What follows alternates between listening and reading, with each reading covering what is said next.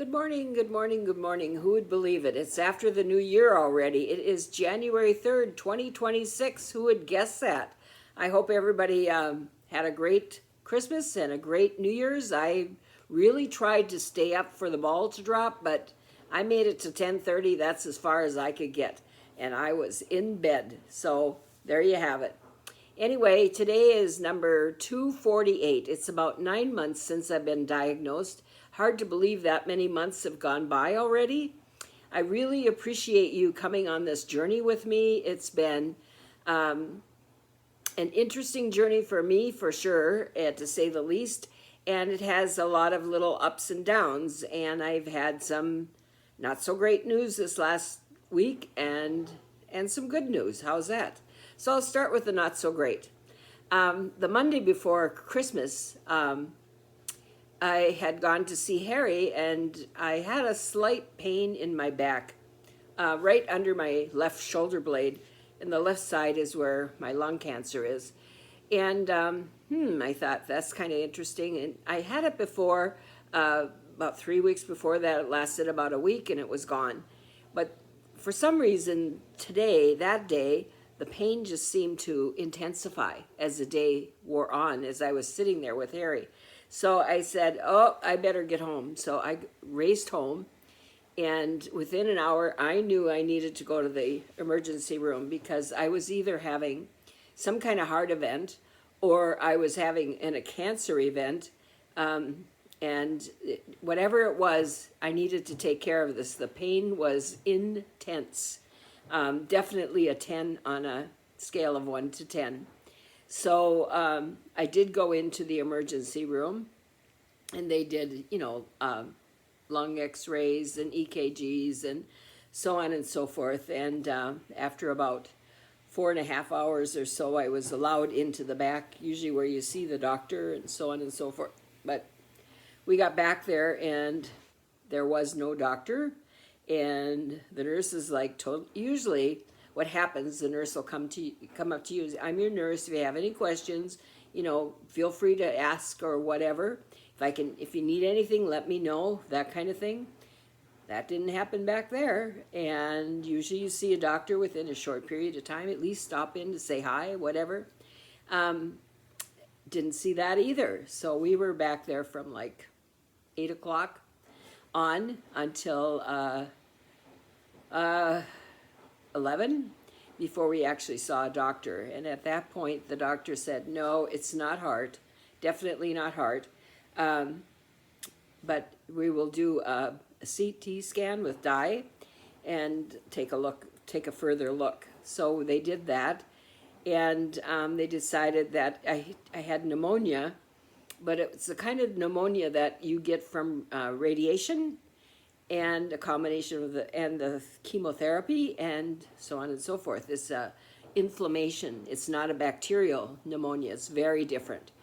The other thing that was wrong with me is that my white blood count was very high, and it's usually kind of high because of the chronic lymphocytic leukemia that I have, but this was very high, and so they believed that I had an infection of some kind. And so they gave me antibiotics, to take care of that. And for the pain, before they sent me home, they gave me a morphine pill. And I have to tell you, that is quite a kick. I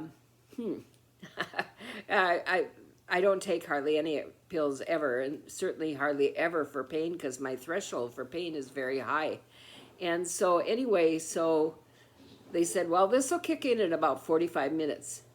I said, okay, well, whatever. So believe me, it was sooner than 45 minutes for me because, my body isn't used to having anything. So anyway, so by the time I got home, I'm like weaving. It was like I was drunk, I could hardly wait to get to bed. I was so exhausted, which wouldn't be uncommon. It was like 1:30 in the morning by that point anyway.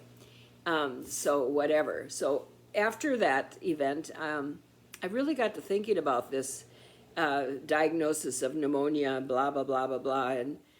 And I just felt like I got a lot of wishy-washy answers, and I didn't get any answers at all.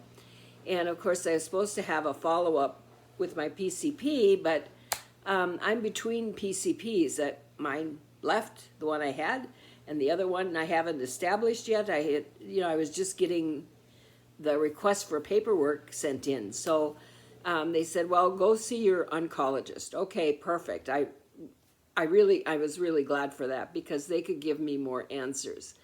So when I went in to see the oncologist, which was like New Year's Eve day,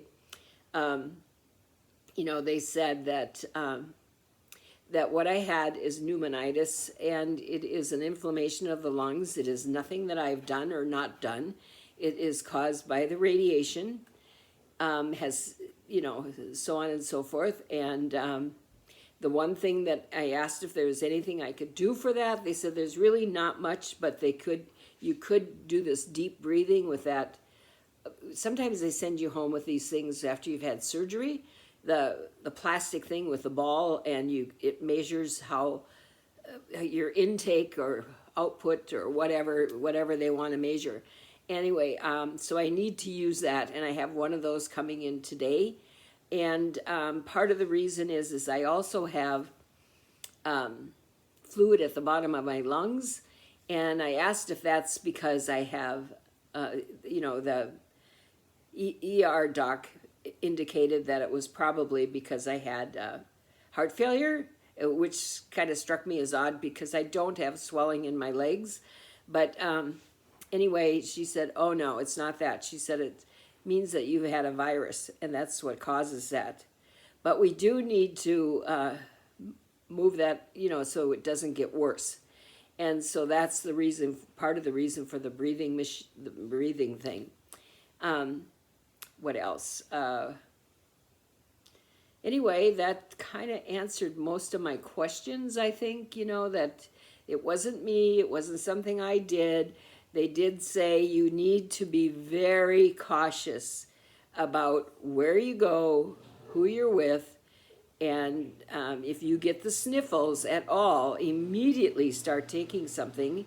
And I did start to get the sniffles after I'd been to the ER, and I did immediately take something. So I was glad to know I was doing something right at least, because as we all know, it's not necessarily the cancer that kills you, it's pneumonia or some other kind of an infection that you get that's, besides that. So now I'm realizing how much I really need to be aware of that. Well, here's the unfortunate part. On Christmas Day, Harry came down with a cough, and his roommate has had it for a while, and so it's not surprising that he got it. And so Harry started wheezing and stuff, so they put him on nebulizer treatments, which he can have once every 6 hours, and he's really come a long ways with that, and he's doing very well, but he still has a cough. He's got a cough, like he says, about every 15 minutes or so. Well, this cough is going around in this area, and it can last anywhere from 6 weeks to 8 weeks. So needless to say, I have not seen Harry for over 2 weeks. And I will not see Harry until he's done with this. And until it's kind of passed through the nursing home, okay? So, so this has been a real hardship for us, because now we're reduced to phone calls only. Not that that's horrible, and we can FaceTime, which is great. But geez, I said, we got to stop this, Harry. If I'm sick, could you not get sick? Or vice versa. Let's try to do it one at a time instead of this both at the same time. But anyway, we're trying to figure all that out. Not that we can do anything about it. It is what it is. But it just seems so bizarre to think if something happens to me, he's right behind me. It's amazing to me. So anyway, that's all that's going on. Not that that isn't enough, but that's where it's at. I have to tell you, my hair, which I am able to just wash. I put nothing in it, comb it, and it's done. And you know what? I love it. And I don't think I'm ever going to go any longer than what this is right now. This is just good enough for me. I love it because it's so easy to take care of. It's great. And I think it looks nice too. I mean, I could spike it up or whatever, but then I got to put stuff in it. And I hate putting stuff in my hair. It makes it sticky and I don't like it. So there you have it. So today, I guess, it's the daytime, I just wanted to end with something that was really important to me. And that is the importance of true friendship. I think that sometimes I am such a fortunate person because I have I've had really good friends over the years.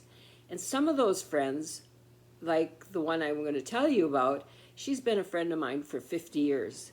And, you know, we moved away, and even though we moved away, a long distance away, and it wasn't easy, especially in the beginning, to keep in contact because we didn't have cell phones back then, and everything cost you money, and you know, so you'd send cards a couple times a year maybe or something like that. And this woman, she has always been in contact with me, even if I was delinquent about being in contact with her necessarily. She always was there for me, always. And so and you know, the other thing is that she's never sat in judgment. You know, when we do talk, it's like, oh, like we just saw each other yesterday. And it's just such a refreshing friendship. And I've had a number of them like that. But those true friendships are so important to us because they love us in spite of ourselves. They love us for no reason at all. They just love us for whatever. And I love that part of it. And it's the same thing with me towards her. I love her no matter what. It doesn't matter what she tells me. It doesn't matter what. There's no judgments. It's like I just enjoy being with her, period. So if you have that opportunity to have a real, true friendship, really embrace it because it is the best gift God has ever given you. And with that, I'm closing for the day. You have a great new year. I'll talk to you soon and take care of yourself. Bye.